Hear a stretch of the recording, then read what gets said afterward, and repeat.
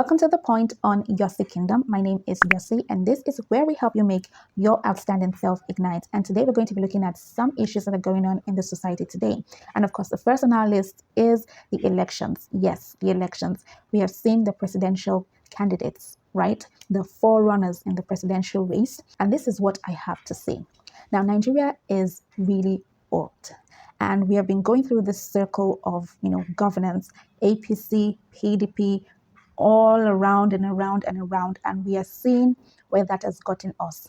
Now, I think it is madness for us to do the same thing over and over and expect a different result.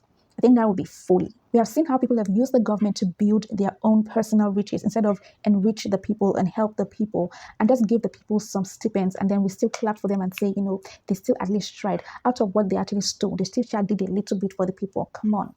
We have seen other countries that, started off together as us, and in a couple of years, they have surpassed us, and we are still giving excuses for what is going on in Nigeria. Now, if you are not burdened by this, if you do not even think about yourself, think about your children. We are actually running away to other countries to survive because we cannot even cope in being in Nigeria. But the truth of the matter is that there is no place like home. There is no place like home. No matter how much we go to another country, our home is still our home. And I'm not saying do not relocate. I'm saying do not abandon Nigeria. Do not leave Nigeria to wolves to tread upon and leave Nigeria in ruins that our children would have nothing to look at. We must take a look at what happened, in America. The blacks fought for their children. We are able to travel. We are able to relocate to these countries because some people decided to put their foot down and demand change. Nigeria is not half as bad as what slavery was. And if those people could come out of it and fight for what we are seeing today, then we can definitely fight for it. The issue that I have with Nigerians is looking at what other people are doing. Amebotins, Bebontins. We are looking for, a group of people that will back us up in voting. You know what is right. You know what we need in the country. You don't need people to tell you what it is. You don't need people to back you up. You search inside of you, you think, and then you look at who is the best candidate that would help Nigeria to achieve its goals. Who is the best candidate in this, election that should bring Nigeria into the next 4 years? Who is the best candidate? Who has shown us that they can do something? We need to look in and not start focusing on, people are voting for APC, people are voting for PDP. So even if I vote for LP, it might not even count. So let's just go with the safest option. We have been going with the safest option for how many years? We have been saying, let us take the safest option. Let us take the lesser of two evils. And we have only been receiving evil. Can't we see that there are two sides to the same corrupt coin? Let us just toss this coin entirely and move with LP. Let us vote Peter Obi in this election. It just makes sense. If you went to school, at least, you will know that this is the answer. This has nothing to do with tribe. This has nothing to do with religion. This is just what makes logical sense. This is what we can see makes sense for Nigeria in the next 4 years. So are you just going to be bothering with mathematics and statistics, or are you just going to decide to do the right thing for once? Why is it that Nigerians just like to take action in groups? You're waiting for a large number of people to be taking the same action as you, then you now feel confident in being able to vote what you already know is right.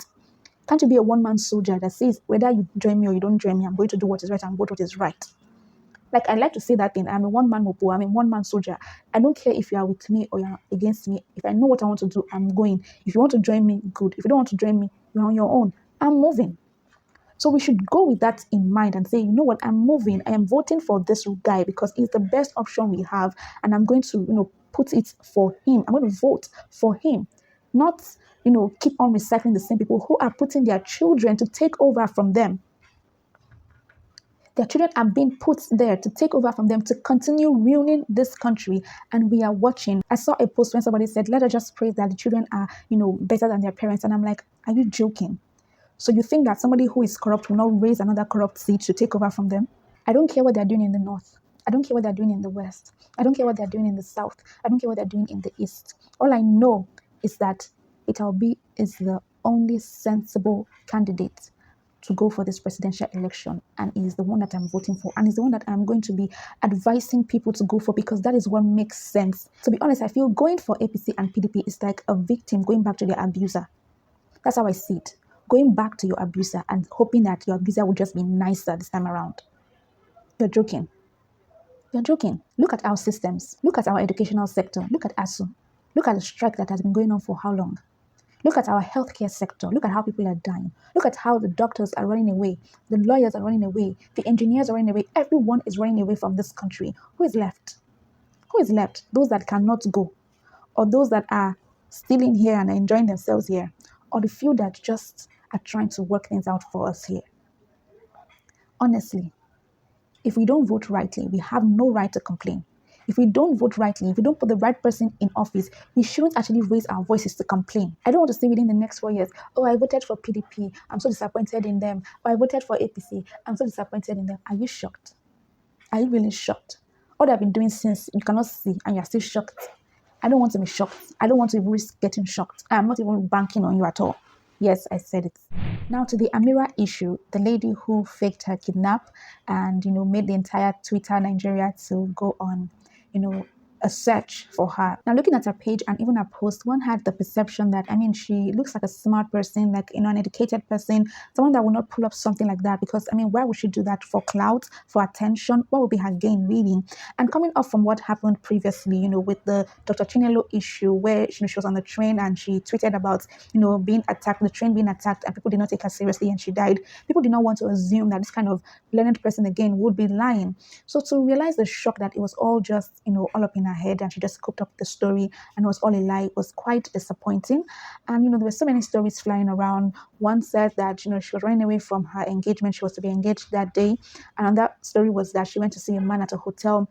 And regardless of the reason, I just cannot see the point or why that had to be the only option to lie to a lot of people. Like, yes, I understand that you might not even expect it to go far, but why would I want to even do that in the first place? Like, I won't even want to lie to one or two people about something like that, something so serious as that. In this kind of, security tense situation that we are in Nigeria, why would you want to lie about something like that? Now, for me, I think the point is that people who do this need to face the consequences of their actions. And I do not mean paying a fine, because there are some people who can easily pay the fine and will not mind to just cause stress and unnecessary chaos. But I'm talking about, them spending some time away from society so that we can rest, because they just want to cause stress on all of us that are trying to move about our normal day. Imagine you hearing that something is going on in your particular area and then you now become really scared for that. So these people just want to cause a lot of stress in the society. So they need to leave the society for a while. That should be their punishment. Whether it is jail time, whether they have to, spend some time in a psych ward, so that their brain can be checked and rewired before they are integrated back into society. They should just spend some time away, so that next time before they do it, they will think twice about the fact that they're going to be away from what makes their normal day go, and they will think twice about it, because it's really annoying. You're stressing people out. People now become extra scared, extra tense, and just getting people unnecessarily worked up. It doesn't make any sense. So when people do things like this, they should really go away from society for a while. They should go to prison or psych wards, or just get out. That's what I want to say. They should just get out of society for a while. Let us rest. Now, this brings me to the next issue, which is justice versus just dragging. Now, we are seeing the trend of people bringing their private matters on social media. And the question is that, are they really looking for justice, or they just want to drag the person's life? Because I don't understand why you bring your personal issues on social media. Now, I understand that in Nigeria, with our, police system the way it is, with our government the way it is, people that are going through serious issues, they might not get justice if the thing doesn't come on social media and people make a noise about it. Like, the police can easily just delay the issue or prolong it or just waste time and things like that. But when the thing comes out on social media, it forces their hands to do the right thing and to get things done on time.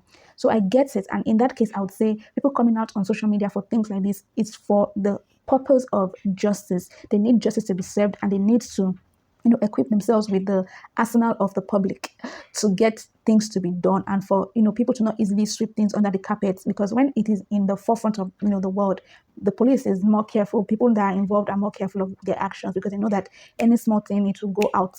All right. Now, for those who are just posting things out on social media for the sake of just dragging, because whatever you post, that the person is not going to go to jail or pay any fine. Nothing is going to happen to the person except for character assassination. I don't understand your point. Like, you marry somebody, you divorce, you might tell us about how the person was not behaving well in the marriage, this and that, this and this and that. What do you want us to do about it?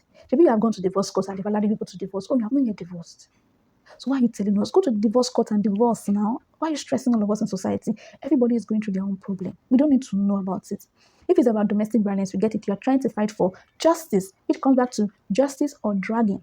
If the whole point of it is to just drag somebody's character, I really don't see the point. And this makes me remember I think the Korean society or Chinese society, where if you post something about somebody and it tarnishes a person's image, whether it is true or false, you are going to go down for defamation. Yes, you will go down for defamation, because you're not supposed to just be talking like that. Like, you don't just assassinate people's character just like that, especially when you don't have proof. And people just come outside and say, oh, somebody did this to me, somebody did that to me. And we are supposed to just believe just because you said it. And I think we must have learned from what went down in the Amber versus Johnny Depp case, when there's a lot of, people coming against Johnny Depp because of what they accused him of without knowing the facts. And when, the thing went to court, we could now see for a reality what it was. And we knew who the, perpetrator of the crime was. So you see how people just come on social media and tell you one side of the story, and you just immediately run with it and start running your mouth. Baga, baga, baga, baga. Can you just try to calm down? Like, take a deep breath in, out. It's not every story that you jump on. It's not everything that you have to talk about. Don't just pick sides. Why are you putting your mouth in this issue? You just want to drag. You just want to drag. If it's for the purpose of, passing information, for the purpose of educating the audience, even the way you go about it will be different. But people just do that just to say, hey, come and see what happened to Kinikon. Hey, she was dragged. Social media, they tore her angrily off. They removed her wig and they used it to sweep her on the ground. We don't care. We don't really care. The point is, this your social media family that you think you have are just there to hear your gist. They will not go out of their way to come and help you. You see that it's just the few that you know, even the ones that you know out of even social media, they're the ones that would actually go out of their way to help you. And of course, there are some people here and there, exceptions, that would go out to help you. But a majority of people who are hearing your gist just want to hear, to laugh, or to gossip about it, or to use it as content for their social media page so that they can grow a following. By your case. And because you're popular, all the better. So it draws traffic to their page. They're just using you. Just using your story. So why bring out everything about you on social media just because you want to get attention to yourself, just because you want people to know you? And also this comes into you releasing information about yourself in public. Can you just try to keep some certain things private? Because tomorrow now you'll be complaining that everybody is hearing this about your matter when you don't want to bring everything about your life in the public. Social media never forgets. The internet never forgets. So be careful what you put out there so that you don't cry tomorrow. Anyway, those are the things that we're going to be discussing on The Point today. If you loved it, please ensure that you subscribe to this channel. Click the notification bell to get notified when we release a new video. And of course, like this video and share with your friends and family. Let us get this kingdom growing. All right, let's get it to as many people as possible. Let's build this kingdom together. All right, love you guys. Bye.